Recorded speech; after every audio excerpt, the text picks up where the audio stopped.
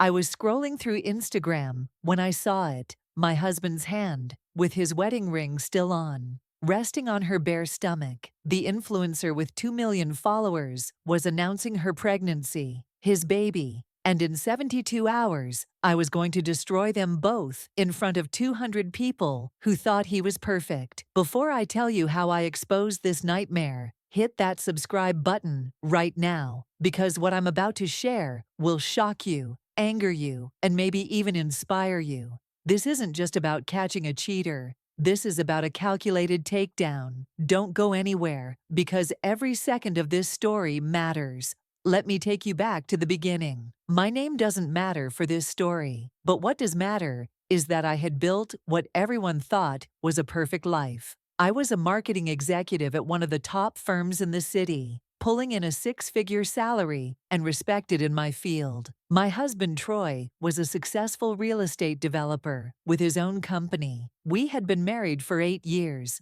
lived in a beautiful home in the suburbs, and from the outside, we were the couple everyone admired. You know the type. The ones who post anniversary photos that make other people feel inadequate. The ones who get invited to every event because we looked good together. But something had been wrong for months, and I couldn't put my finger on it. Troy had become distant in a way that felt different from the normal ups and downs of marriage. It started small. He stopped reaching for my hand when we walked together. He'd come to bed an hour after me, claiming he had emails to catch up on. Our conversations became surface level, like two coworkers sharing an apartment rather than two people who had promised forever to each other. The intimacy disappeared completely. For 4 months, he hadn't touched me. Not in that way, not in any way that mattered. Every time I tried to initiate anything, he had an excuse ready. I'm exhausted from work. I have an early meeting tomorrow. Can we just sleep tonight? At first, I blamed myself. Was I not attractive enough anymore? Was I too focused on my career? I tried everything. I bought new lingerie that stayed in the drawer. I planned romantic dinners that he canceled at the last minute. I suggested couples therapy, and he laughed it off, saying we were fine and I was overreacting. That Thursday night, I had given up trying to reach him. He was in his office, door closed, probably on his phone like he always was these days. I poured myself a glass of wine and mindlessly scrolled through Instagram, watching stories from people I barely knew, living lives I didn't care about. That's when I saw her, Bianca Morrison, a lifestyle influencer with 2.3 million followers who posted about wellness, fashion, and her supposedly aspirational life. I didn't follow her, but Instagram's algorithm had decided to show me her story anyway. The first slide said, "I have a life-changing announcement," with a bunch of heart emojis. I almost swiped past it, but something made me tap through to the next slide. A positive pregnancy test. Okay, fine. Another influencer having a baby for content. I was about to swipe away when the next slide loaded. It was a photo of her hand resting on her stomach, just the smallest hint of a bump visible. But it wasn't her hand that made my blood run cold. It was the other hand holding hers, a man's hand, with a wedding ring. Not just any wedding ring. I knew that ring. I knew the small scratch on the band from when Troy had hit it against our car door 2 years ago. I knew the way it sat on his finger, slightly loose on the knuckle. I zoomed in on the photo, my hands shaking so badly I almost dropped my phone. The custom engraving on the inside of the band was barely visible in the image, but I could see it. I could see everything. My husband was having a baby with an Instagram influencer. I sat there on our couch, in the home we had bought together, holding the wine glass so tight I thought it might shatter in my hand. Upstairs, Troy was probably texting her right now, telling her how beautiful the announcement looked, how excited he was. I wanted to scream. I wanted to run upstairs and throw his phone out the window. I wanted to set his clothes on fire in the driveway. But I didn't do any of those things. Instead, I took a screenshot, then another. Then I went to Bianca's profile and started scrolling back through months of posts. And that's when I saw them. The clues had been there all along, hidden in plain sight. A photo of champagne glasses at a restaurant. the same glasses from our wedding registry. A sunset photo tagged in Miami. Troy had gone to Miami for a business conference 3 months ago. A shot of a hotel room with distinctive artwork in the background. The same piece Troy had told me he bought for his office. She had been documenting their relationship the entire time. And I had been too trusting, too busy, too stupid to notice. I did the math in my head. Based on how she looked in the announcement, she had to be about 12 to 14 weeks pregnant. That meant Troy had gotten her pregnant right around the time he stopped touching me. He hadn't lost his sex drive. He had just redirected it to someone else. The realization hit me like a physical blow. While I was lying awake at night, wondering what was wrong with me, he was creating a whole new family with another woman. I spent the entire night going through her social media. Every photo, every caption, every tagged location. I created a fake account so I could watch her stories without her knowing. She posted about her pregnancy cravings, her doctor appointments, shopping for nursery furniture. In some of the videos, I could hear a man's voice in the background. It was Troy. I knew his voice better than my own. She would show gifts she received, flowers, jewelry, designer handbags, with little notes attached. I recognized Troy's handwriting. The worst part? Her followers ate it up. Thousands of comments congratulating her, asking who the father was, when she was going to reveal him. She would respond with winking emojis. He'll show himself when the time is right. It was a game to her. My marriage, my life, was content for her Instagram feed. The next morning, I called in sick to work for the first time in 3 years. I couldn't focus on marketing campaigns when my entire world was imploding. I logged into our joint bank account, something I rarely did because I had always trusted Troy to handle our finances. What I found made me physically ill. Over the past 4 months, there had been withdrawals and transfers I didn't recognize. $15,000 total. Payments to a luxury apartment downtown, $4,000 to a high-end baby boutique, $8,500 to a jewelry store, $3,800 to a maternity clothing store, monthly payments to an OBGYN I had never heard of. He had been building an entire life with her, using our money, our savings, the money we were supposed to use to finally take that trip to Italy we had been planning, the money we had saved for our future. I found the apartment address in the bank records, and I drove there. I don't know what I was thinking. Maybe I needed to see it with my own eyes to really believe it. It was a beautiful building in the nicest part of downtown, the kind of place with a doorman and a gym and a rooftop pool. I parked across the street, and I waited.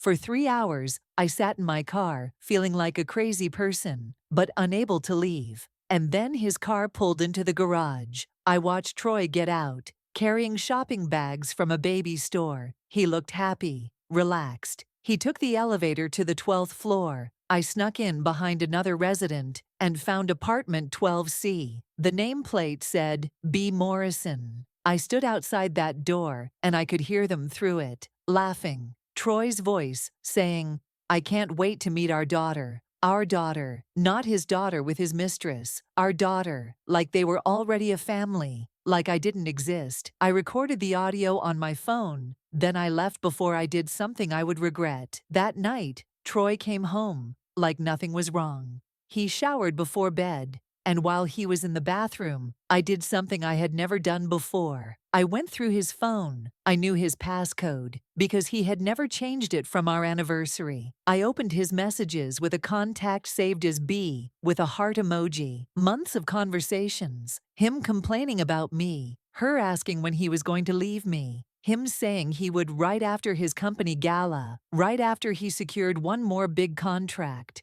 Her saying she was tired of hiding their family. Him promising it would all be worth it soon. I took screenshots of everything. I sent them to my own email. Then I deleted the sent messages from his phone so he wouldn't know. My hands were steady the entire time. I wasn't crying anymore. I was planning. Because here's the thing. Troy's company gala was in 72 hours. It was the biggest event of his year. 200 people, investors, business partners, city officials, family, friends, all coming to celebrate him. And this year, he was receiving an award, the Business Leader and Family Man of the Year award. The irony was so thick, I could choke on it. They were going to give him a trophy for being a good husband, while his pregnant mistress was probably planning her own announcement. He had asked me weeks ago to present the award to him. Having my beautiful wife up there with me would make it perfect, he had said. And I had agreed, because by the time I was done,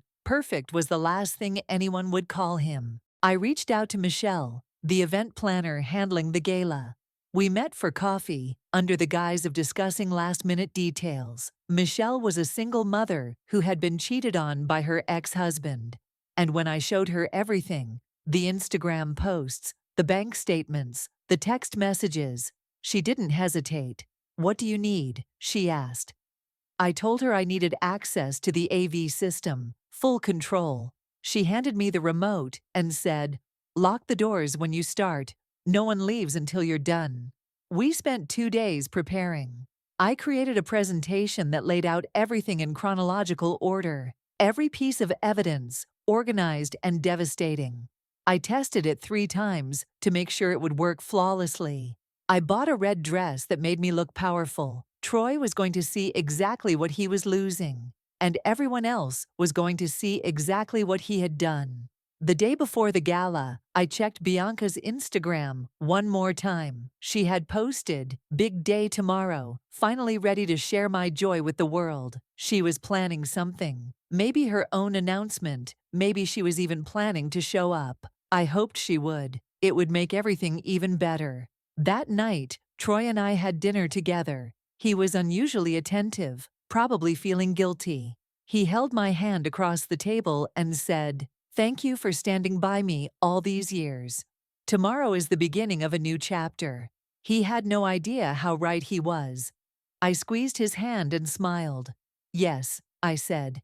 "Everything changes tomorrow." The night of the gala, I looked stunning. The red dress fit perfectly. My makeup was flawless. My hair was done. When Troy saw me, he actually stopped and stared. "You look incredible," he said.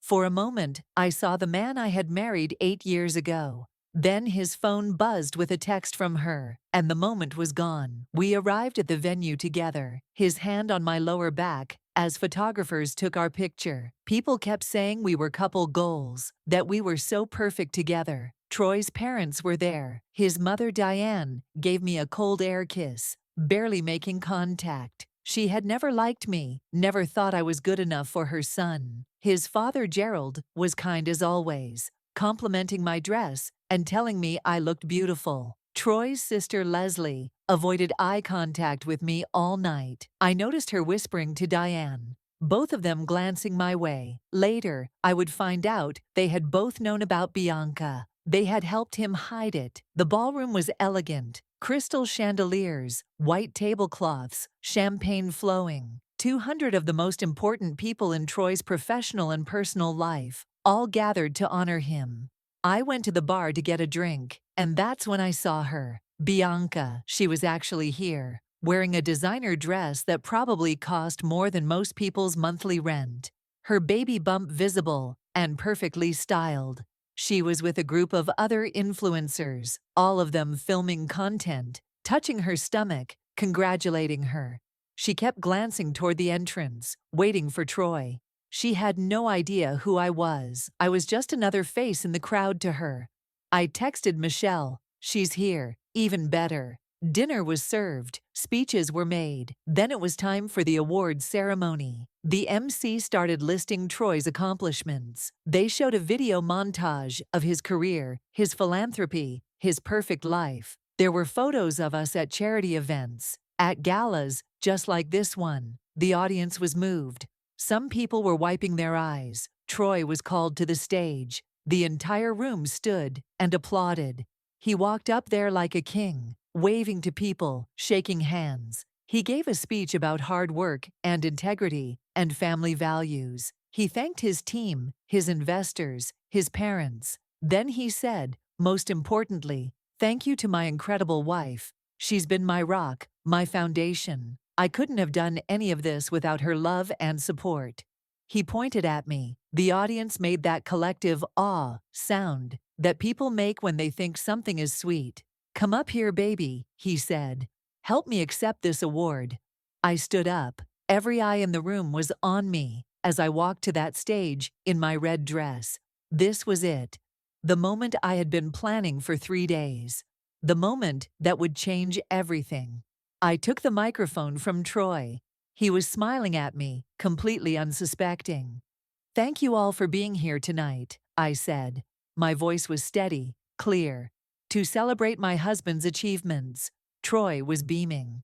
"Before we continue, I have a special presentation, a tribute to the real Troy."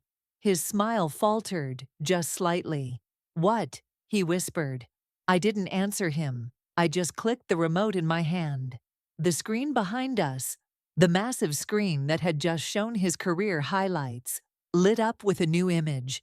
Bianca's Instagram story, the pregnancy announcement, the close-up of Troy's hand with his wedding ring on her bare stomach. The gasps that went through that ballroom were audible. 200 people, all inhaling at once in shock. Troy's face went completely white. "What are you doing?" he hissed at me. "Showing everyone who you really are," I said into the microphone, loud enough for everyone to hear. He tried to grab the remote from me. Security, who Michelle had already briefed, blocked him. "Let her finish," Michelle said firmly from the side of the stage. The next slide appeared. Text messages. His conversation with Bianca, blown up on that giant screen for everyone to read. "I can't wait to leave her and start our real life. Our baby deserves her father full-time. After the gala, after I lock in the Johnson contract." She's clueless, too focused on her career to notice. The room was completely silent, except for the sound of shock, of whispers, of people pulling out their phones to record this. Someone in the audience said, "Is this real?" I looked right at them. "Every word," I said. The bank statements came next, every transaction highlighted. Bianca's rent, baby furniture, jewelry, maternity clothes, OBGYN payments, money from our account, I said, our savings. While I was working 60-hour weeks to build our future, he was spending our money to build a future with her. I could see the investors in the audience leaning forward. This wasn't just about infidelity anymore. This was about financial responsibility, about judgment. Troy handled other people's money. How could they trust him with theirs if he couldn't even be honest with his own wife? Then I played the video, the footage of Troy entering Bianca's apartment building, the audio I had recorded outside her door, his voice, crystal clear, saying, "I can't wait to meet our daughter." Bianca's voice, asking, "You're really leaving her after the gala?" And Troy responding, "Yes, I promise. She doesn't deserve me anyway." The cruelty in those words, the casualness of his betrayal, it shocked even me, and I had heard it before. I heard someone gasp. It was Gerald, Troy's father. He stood up from his table. "Troy," he said, his voice full of pain and disbelief. "What have you done?" I clicked to the next slide. "And the woman carrying his child," I said, "is here tonight." A spotlight, which Michelle had programmed perfectly, swung to find Bianca in the crowd. She was frozen, her eyes wide, her face pale. Every phone in the room turned toward her. Her influencer friends, the same ones who had been congratulating her all night, were now filming her. This was going viral in real time. Bianca tried to push through the crowd toward the exit. "Please stay, Bianca," I said. "You're family now, right? Isn't that what you told your followers?" She didn't stay. She ran out of that ballroom, her heels clicking on the marble floor, her friends scrambling after her with their phones still recording. The final slide appeared, a text conversation between Troy and his mother Diane. "Is Bianca settling in well?" "Yes, thanks for introducing us. She's much better suited for you than her. I know, this will all be over soon." I looked directly at Diane. She was standing at her table, her face a mixture of shock and fury and humiliation. "His mother knew," I said to the room. "She helped him. She introduced them. Gerald turned to look at his wife. "Diane," he said. She opened her mouth to say something, probably to defend herself, but he cut her off. "Sit down," he said. His voice was cold, in a way I had never heard before. "Just sit down." I turned back to face the entire ballroom. 200 faces staring at me, some shocked, some sympathetic, some recording, some just trying to process what they were witnessing. "I filed for divorce this morning," I said. My voice didn't shake, not once. "It's already in process. I have a restraining order. The house is mine. My savings are protected. And everyone here now knows the truth." I looked at Troy. He was standing there on that stage, next to his award, next to the trophy that called him a family man, and he looked destroyed. "Good. You wanted a new chapter?" I said to him. "Here it is." I placed the microphone on the podium, right next to his untouched award, and I walked off that stage. The ballroom was silent for about 3 seconds, and then someone started clapping. Then another person, then another. By the time I reached the exit, half the room was applauding. Not for Troy, for me. Simone was waiting outside with my car, just like we had planned. I got in, and we drove away. Behind us, I could hear the chaos erupting. People shouting, arguing, crying. My phone started buzzing immediately. Notifications from social media. The video was already online. Multiple people had posted it. Within 30 minutes, the hashtag #TroyExposed was trending. By morning, every major news outlet in the city had picked up the story. The consequences came fast. 4 major investors pulled their money from Troy's company within 72 hours. The contract he had been trying to secure, the Johnson contract he mentioned in his text to Bianca, was canceled. He was removed from 2 board positions. His Business Leader and Family Man of the Year award was publicly revoked. The organization that gave it to him released a statement saying they were horrified and deceived. Bianca lost 6 brand sponsorships in 1 week. Her followers turned on her. The comments on her Instagram were brutal. She went from 2.3 million followers to 1.7 million in a matter of days. She tried to release a statement saying she didn't know he was married, but someone found old comments where she had clearly referenced his wife. The lie didn't help her. My lawyer was phenomenal. We had prepared everything in advance. I got the house fully paid off, my car, full restoration of our joint savings, plus damages, alimony for 3 years, half of his retirement accounts. Troy was left with a failing business, massive legal fees, child support obligations to Bianca, and a ruined reputation. He moved into a small rental apartment. The life he had built crumbled in less than a month. The family drama got worse before it got better. Gerald filed for divorce from Diane. He told me later that he had no idea about the affair, no idea that his wife had introduced their son to his mistress. He apologized to me, sent me a check to help with my transition, and told me I deserved so much better than his son. Diane and Leslie became social pariahs. Their friends dropped them. Their social groups wanted nothing to do with women who had helped a man cheat on his wife. Gerald and I still talk sometimes. He's a good man who raised a terrible son. Troy and Bianca's relationship didn't survive. Turns out, when you take away the money and the excitement of sneaking around, there's nothing left. The baby was born.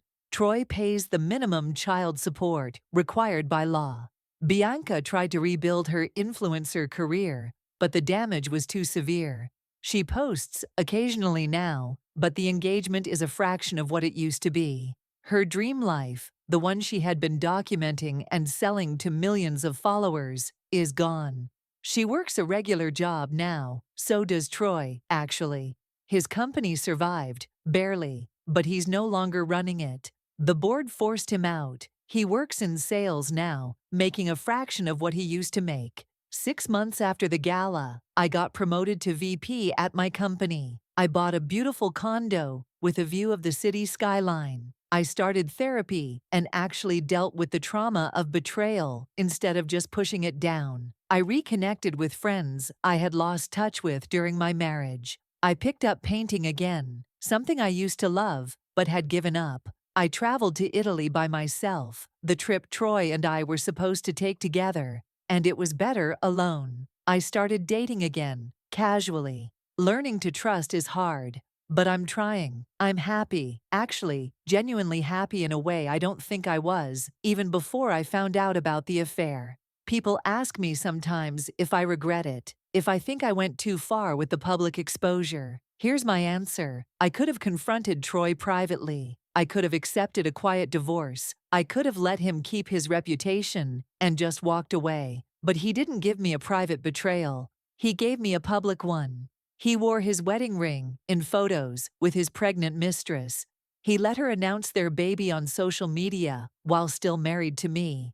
He disrespected me in front of millions of people who followed her, even if they didn't know it was me he was betraying. So I gave him public consequences. I made sure that everyone who thought he was a good man, everyone who trusted him, everyone who looked up to him, knew the truth. And I don't regret a single second of it. This wasn't about revenge, not really. It was about truth. It was about justice. It was about protecting myself when no one else would.